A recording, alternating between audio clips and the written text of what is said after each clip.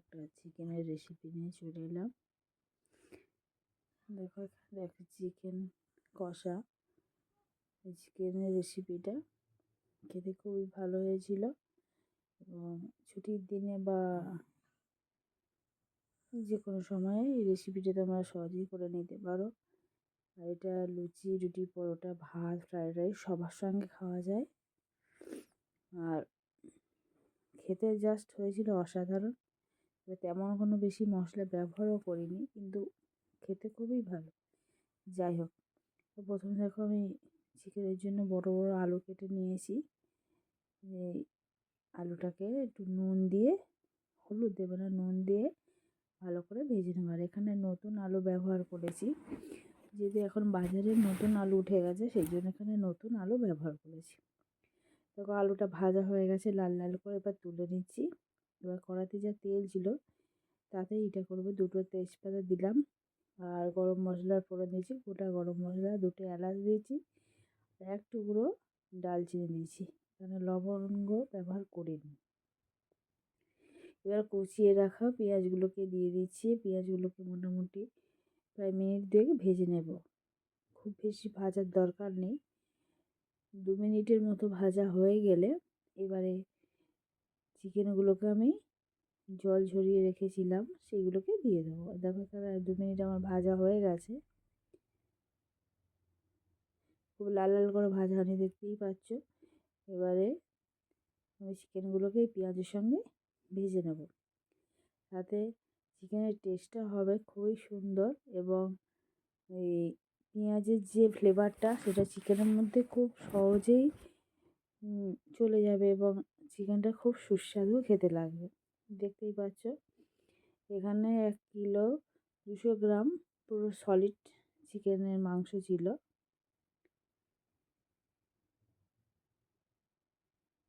এবার চিকেনটাকে আরও আমি মিনিট 4 এই পেঁয়াজের সঙ্গে ভেজে নেব।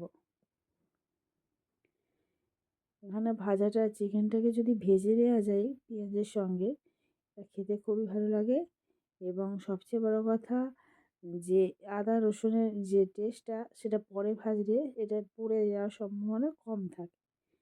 তবে এখানে চিকেনটা মোটামুটি আমার প্রায় মিনিট 4 ভাজা হয়ে গেছে। আর আগে থেকে আমি আদা রসুন পেস্ট করে রেখেছিলাম আর তার সঙ্গে 2-3টে কাঁচা লঙ্কাও পেস্ট করে দিয়েছিলাম। এখানে দেখো অনেকটা আবার জলও বেরিয়ে গেছে চিকেন থেকে, ওই জন্য আগে ভেজে নেওয়া চিকেনটা ভালো। দেখো এখানে বড় চামচে 3 চামচ আমি আদা রসুনের পেস্ট দিলাম, মানে 4 চামচের চেয়েও বড় চামচে। যেহেতু আমার চিকেনটার পরিমাণটা একটু বেশি ছিল সেই জন্য আমি এটা ব্যবহার করেছি। এবার দেখো স্বাদ অনুযায়ী আমি লবণ দিয়ে দিলাম। আমি লবণটা পরে দেব না, একই সঙ্গে দিয়ে দিচ্ছি। হলুদ দিয়ে দিচ্ছি,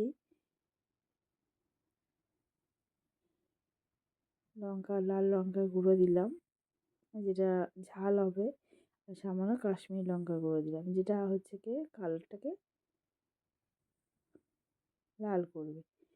এবার খুব ভালো করে এটা কষিয়ে নিতে হবে, চিকেনটাকে একটু সময় ধরে কষাতে হবে, কারণ চিকেন যত কষবে তত হচ্ছে কি এই চিকেনের যে রেসিপিটা সেটা খেতে ততটাই ভালো হবে।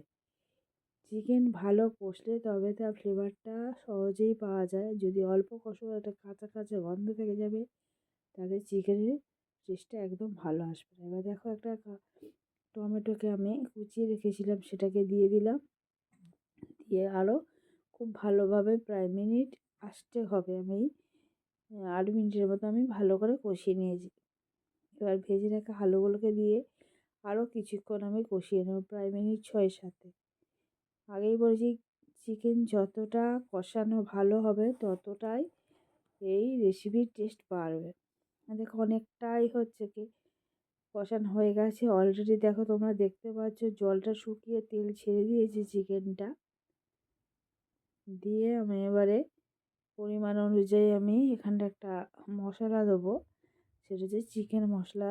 কেন আমি আদার্স যেহেতু অন্য কোনো মশলা এখানে ব্যবহার করিনি, ধনে বা জিরে, সেই কারণে আমি এখানটায় সামান্য একদম 1/2 চামচেরও কম আমি সামান্য চিকেন মশলা দেবো। এখানে যদি আলাদা করে ধনে জিরে বা অন্য মশলা ব্যবহার করতাম তাহলে এইটা দিতাম না। তখন আমার কাছে ছিল না বলে আমি সামান্য চিকেন মশলা দিয়েছি, দিয়ে আমি পরিমাণ মতো জল দিয়ে দিচ্ছি। এখানে খুব বেশি জল দেওয়ার প্রয়োজন হয় না, কারণ কষানোটা এখানে খুব ভালো হয়েছে।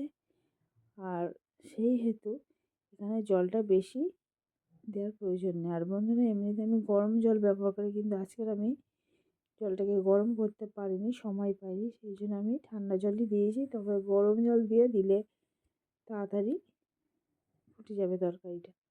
কারণ ফুট আরম্ভ হয়ে গেছে, মোটামুটি আলু অনেকটাই সিদ্ধ হয়েছে, কিছুটা বাকি আছে। এবার আমি সামান্য দেখতে পাচ্ছি ঘি দিয়ে দিলাম। ঘি দিয়ে দিলে এই চিকেনের টেস্টটা আরও খুব ভালো হয়। তা বন্ধুরা, আমার এই চিকেনের রেসিপি যদি তোমাদের ভালো লেগে থাকে তাহলে অবশ্যই লাইক করবে, কমেন্ট করবে, শেয়ার করবে। আর যারা নতুন বন্ধু আছে, যদি চ্যানেলে নতুন এসে থাকো তাহলে অবশ্যই সাবস্ক্রাইব করে পাশে থাকবে। দেখো বন্ধুরা, আমার গলাটা এমনি ধরে আছে, বলছিলাম কয়েকদিন ধরে একদম গলা জোর দিতে পারছি না। যাই হোক, গান আমার হয়ে গেছে। বন্ধুরা, আজকের রেসিপি এই পর্যন্ত। আবার নতুন রেসিপি নিয়ে তোমাদের সামনে চলে আসবো। ততক্ষণ ভালো থেকো, সুস্থ থেকো। অনেক ধন্যবাদ।